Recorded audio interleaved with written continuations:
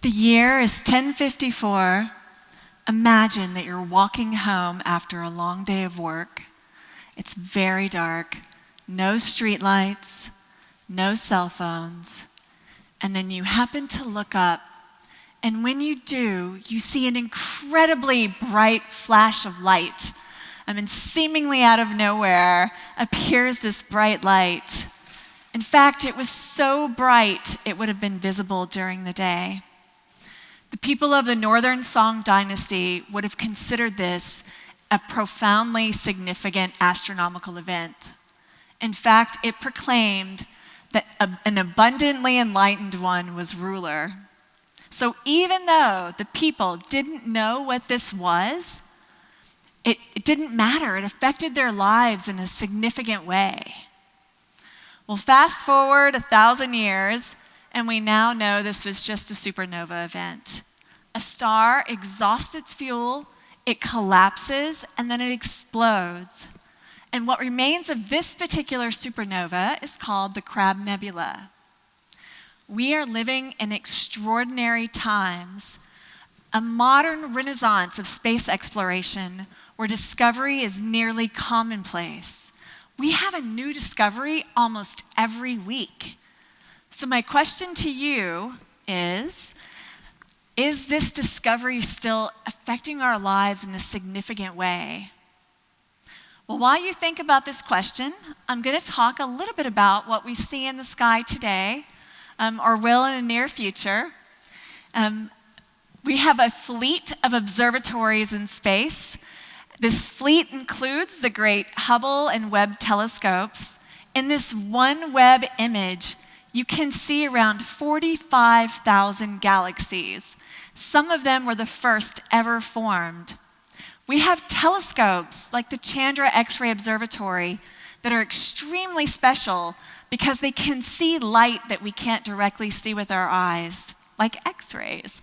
And that allows us to study regions around things like black holes. We have a new observatory that will launch next year called the Nancy Grace Roman Telescope. It will have 100 times the field of view of Hubble, and it'll see the light from more than 1 billion galaxies during its lifetime.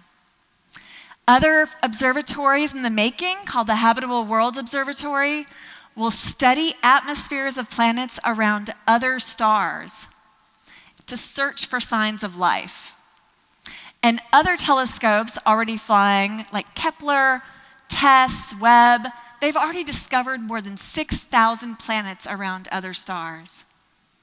Another thing we might see when we look up at the sky is the International Space Station. Right now, there are people orbiting the Earth at 30,000 kilometers per hour. For 25 years, we have had a continuous presence in space on the ISS. We have sent 700 people into space. We have landed on the moon, and we have sent our robotic ambassadors across the solar system to explore. Despite these extraordinary feats, does this affect our lives in a significant way? Well, I wanted to really understand what people thought of this question. And so I started a social experiment about a year ago where I just started asking anyone and everyone that I came across 2 simple questions. Does space exploration matter to you? And is it worth it? Well, the most common response by far was that we should take care of the Earth first. And that's a very fair response. Rather than trying to leave the Earth, why aren't we helping it? We have to deal with things like sickness, poverty, war, global climate change, and those things absolutely affect our lives every day, and they're extremely important. Other people talked about space exploration only being for the elite. Elite scientists who study it, elite astronauts who go out into it, elite space tourists like billionaires and famous actors and famous singers. It didn't really feel like it was meant for the average person yet. Others really loved the beautiful images from those telescopes that I was talking about earlier, but again, couldn't really make the connection to their daily lives. One response that really stuck with me was from my teenage son, my oldest son, who wasn't amazed at all by what we're doing right now, which is a little disheartening given that my entire career is space exploration. Instead, he was impatient for what we haven't done yet. He knows we've been living in space on the ISS. He knows we've been to the moon. And he knows we have the tools to get to Mars. So for him, it's a done deal. Like, it's just a matter of time before we get there. His question was, what comes next? And that forward-leaning question is an incredibly human question. So, all of these responses are extremely valid. There were also more positive responses that are also valid. So a lot of people talked about the value of exploring space and discovery.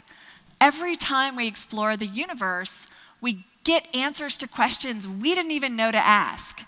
You don't know what you don't know. And so when we explore the unknown, every time we've explored the unknown or beyond the known, the world's changed. We navigate by the stars and we've found new continents. We explore using telescopes and we have discovered our place in the universe. We land on the moon and we see the Earth as it truly is, this beautiful, fragile, blue orb without borders. So let's talk, though, about what we haven't actually explored in the universe and how big, how open it still is, how much we don't know. So let's start here in the Florham Gallery. Let's zoom in. So here we are. And now we're going to zoom out. We're just a tiny speck on the Earth, which is one small planet in the solar system, which is just a tiny glint of light in the Milky Way. The Milky Way is part of the local galactic group, which has 50 galaxies. And the distance between the Milky Way and the Andromeda Galaxy, just to give you a sense, is 2.5 million light years. That's part of the Virgo supercluster. We're not done yet. And the Virgo supercluster is part of the Laniakea supercluster, which has 100,000 galaxies. So, and so on and so on and so on, right? The universe is an incredibly big place. So who knows what still awaits us out there?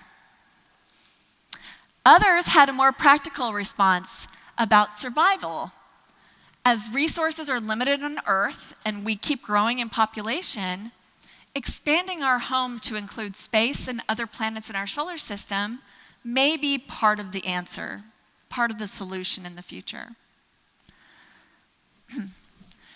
So from there, sorry, it's like flashing.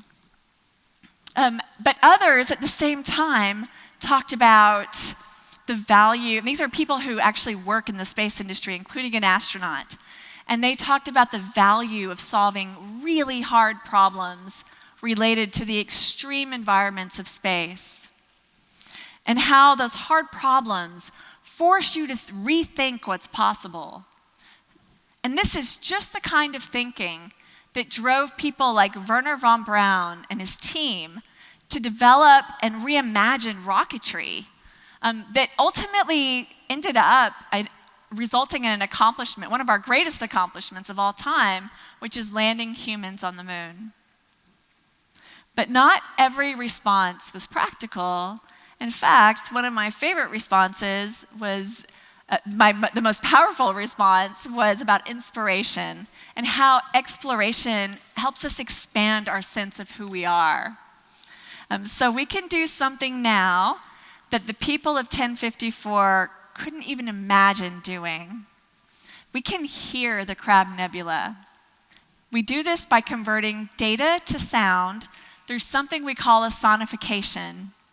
And in the sonification you're about to hear, which was developed just for this talk by the Intuitive Planetarium in Huntsville, Alabama, it attaches and relates brightness to pitch. So as the brightness increases in the image, so will the pitch. And the notes were selected to represent the death of a star, but with room for this beautiful future. So let's listen now to the story of the Crab Nebula from the inside out.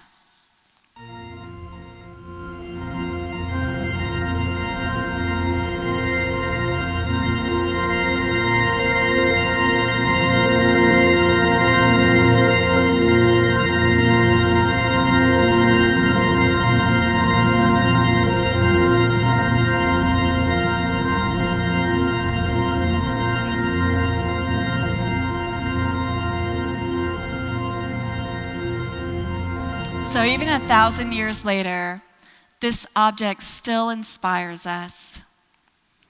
So we can see this incredible shell of gas and dust as it expands outward and disperses heavy elements out into space.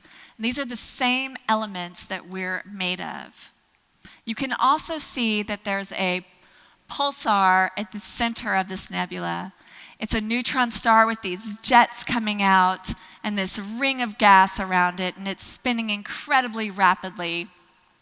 And this neutron star is more massive than our sun, and it's only 20 kilometers in diameter, and it's spinning at 30 times every second.